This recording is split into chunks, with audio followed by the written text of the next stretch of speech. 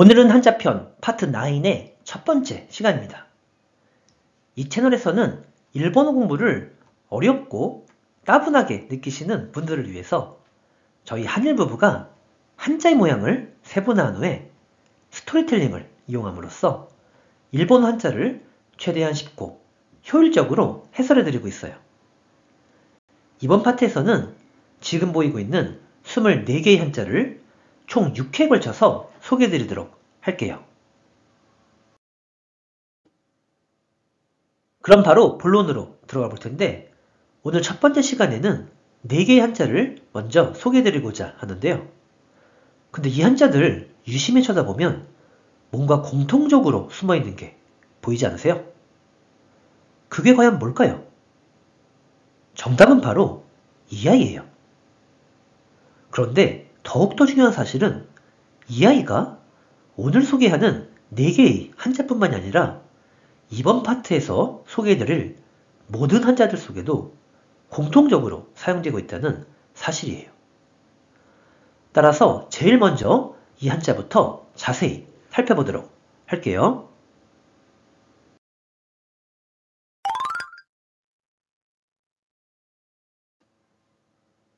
사실 이 아이는 정답부터 말씀드리면 주검시라는 한자가 돼요. 근데 이 한자는 과연 어떤 의미로 쓰이고 있을까요? 그 정답은 이 한자의 생김새에서 찾아볼 수가 있는데 사실 이 아이는 그림과 같이 죽은 사람의 모습을 본떠 만든 상형 한자예요. 그래서 주검시는 원래는 죽은 사람, 즉 시체를 의미하는 한자가 되고 따라서 이 아이를 쉽게 암기하기 위해서는 그냥 심플하게 시체시라고 외우셔도 좋겠어요. 그런데 지금은 그 의미가 조금 더 광범위하게 적용이 되어서 이 주검시가 사람이나 혹은 몸을 의미하는 경우로도 쓰이고 있어요. 따라서 이 한자는 주검시나 시체시라고 외우셔도 좋겠지만 한자풀이에 있어서는 이 주검시가 사람이나 몸이라고 해설을 해드릴 테니까 이 점을 먼저 메모해 보도록 하세요. 이렇게 해서 이번 파트의 모든 한자에 등장하는 주검시에 대해서는 마치는 것으로 하고 그럼 다음 한자를 소개해 보도록 할게요.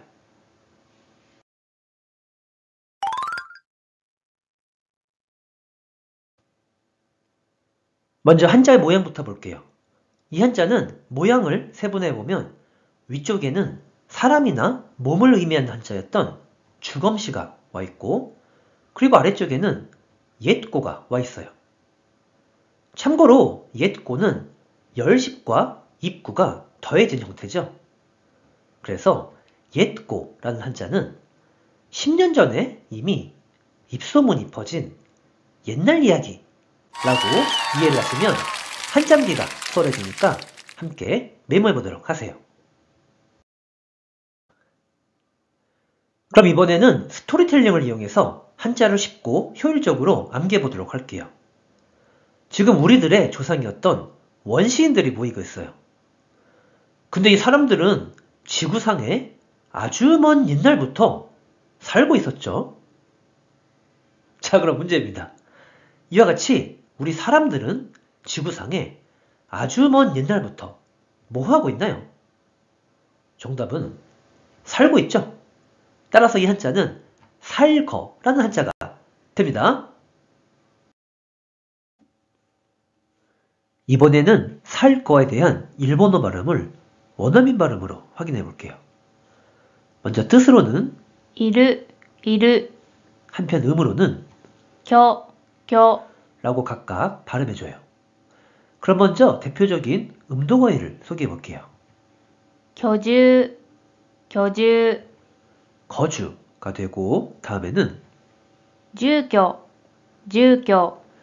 주거지역 할 때의 주거가 되고 다음에는 신교 우리말로는 신거라고 읽히는데 새로운 거처, 즉 새로 살기 시작한 집이라는 어휘가 돼요. 그럼 이번에는 훈동예문도 한 가지 소개해 볼게요. 今どこにいるの?今どこにいるの? 지금 어디에 있어? 라는 문장이 되는데 이와 같이 일본어에서는 사람에게는 이루를 써줘야 한다는 점을 함께 메모해 보도록 하세요. 이렇게 해서 살거에 대해서는 마치는 것을 하고 그럼 다음 한자를 소개해 드리도록 할게요.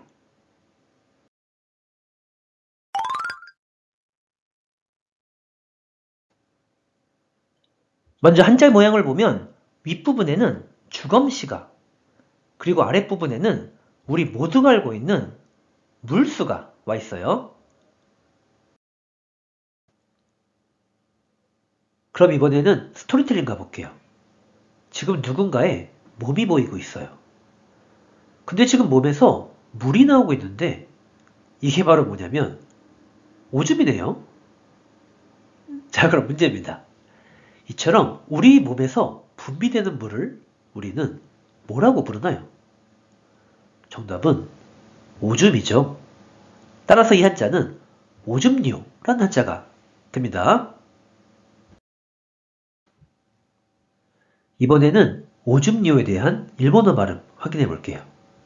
먼저 뜻으로는 발음이 없고 음으로만 뇨, 뇨, 라고 길게 발음해줘요.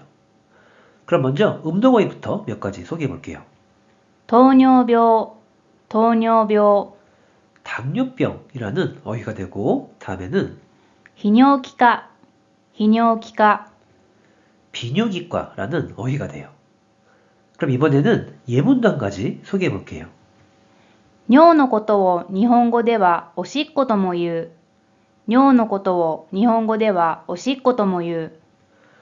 오줌을 일본어로는 오시꼬라고도 한다라는 문장이 되는데 이와 같이 오시꼬는 너무나도 자주 쓰이는 일본어 어휘가 되니까 함께 메모해 보도록 하세요. 이렇게 해서 오줌류에 대해서는 마치는 것을 하고 그럼 다음 한자를 소개해 보도록 하겠습니다.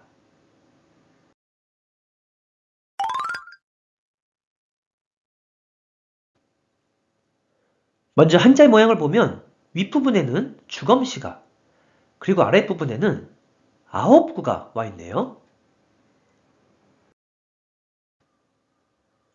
자, 그럼 스토리텔링입니다.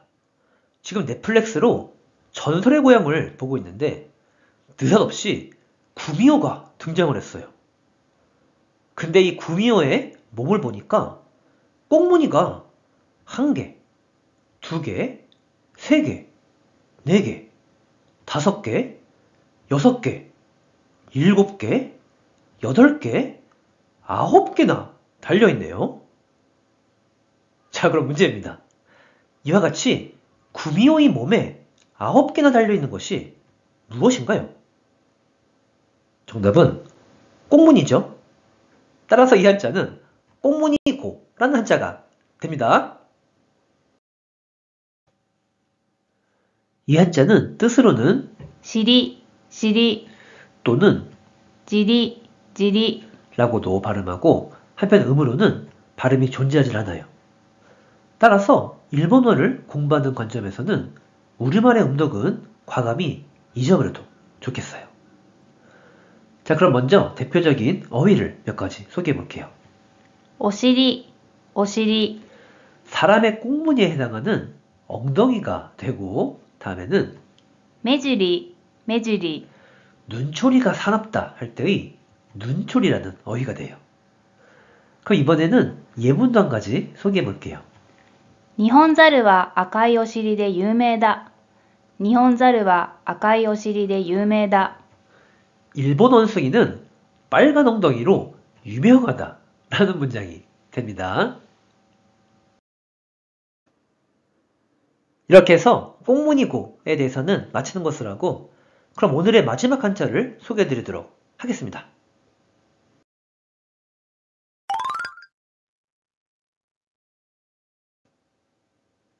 먼저 한자의 모양을 보면 윗부분에는 주검시가 그리고 아랫부분에는 털모가 와 있는 형태예요. 그럼 이번에는 스토리텔링입니다. 방금 전에 스토리텔링에서는 구미호가 등장을 했었는데 이번에는 단순한 여우가 보이고 있어요. 그런데 이 여우의 몸 중에서 기다랗게 털이 자란 부분이 보이는데 이건 바로 꼬리네요. 자, 그럼 문제입니다. 이처럼 여우의 몸 중에서 털이 길게 자란 부분이 어디인가요? 정답은 꼬리죠. 따라서 이 한자는 꼬리미라는 한자가 됩니다. 자, 이 한자는 뜻으로는 오, 로 발음하고 한편 음으로는 비, 라고 발음해줘요. 그럼 먼저 대표적인 음동어휘를 소개해 볼게요.